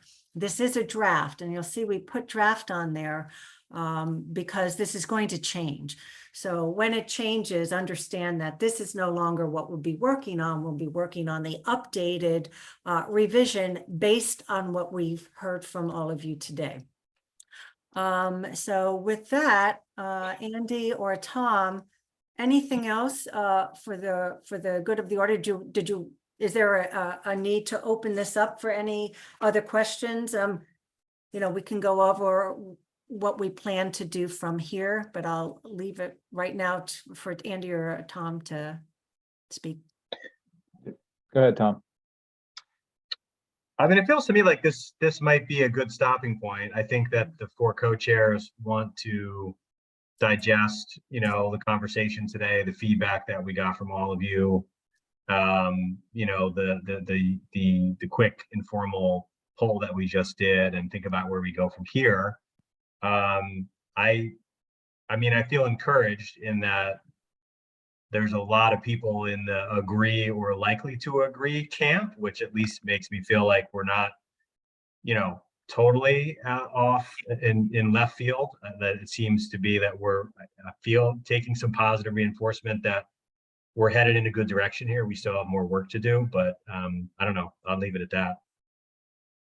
Yeah, I think that's good, Tom. And I think, one of the things it helps me, I guess, to see is, it seems like consensus on this framework, or a majority on this framework, should be easier than consensus on some of the other items we were talking about. So I feel like this is a good starting point for us, is trying to get this framework, fleshed out a little bit more, make some changes to try to get maybe more people to kind of buy into this planning process, which to me is where you have to start. I don't think we're gonna, our job as a task force is not to take a vote on a moratorium or something like that. Like, that's just not in our purview at all. So I think we just need to keep the conversation going and loop back. Yeah. One thing we did talk about, and we'll put our heads together on this, but we may share this or a version of this with everyone in writing at some point, but that's something we need to talk about further, and we'll discuss if there's additional ways that we want to gather feedback from people on this as well. So sort of more to come on those things, but yeah, and understanding that some people weren't here today. Right. So, yeah, there'll be so we're going to think about additional opportunities to get feedback. We would love to share this with you in writing. That goes back to our rules of engagement. And trust. When we share things with the task force, sometimes it's not confidential, but it's working documents for use by task force participants, and we ask that you not disseminate them wildly, and trust that doesn't happen, and yet it happens. So if we can have an agreement amongst all the participants that we really want this to work. We're not trying to throw a hand grenade into the process because that's not helpful. So we'll continue deliberating on best ways to share information and gain feedback in a reasonable and professional way, and hope that everyone can abide by that. So it's 6 o'clock on the nose, and we kind of have a natural end point here. Ally has been collecting questions that came in from the chat and comments that we can review in combination with what we've heard from folks vocally here, and continue to hammer this out. Yeah, I have another short story.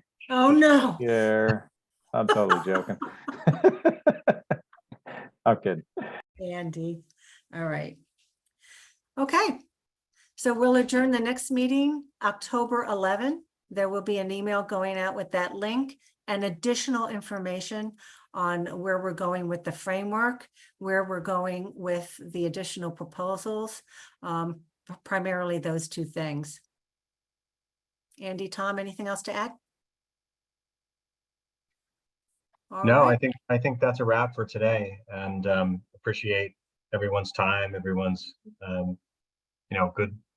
good constructive thoughts and questions, and we'll be back in touch as soon as we can. All right. Okay. Well, everyone have a good evening, and we'll see you next time.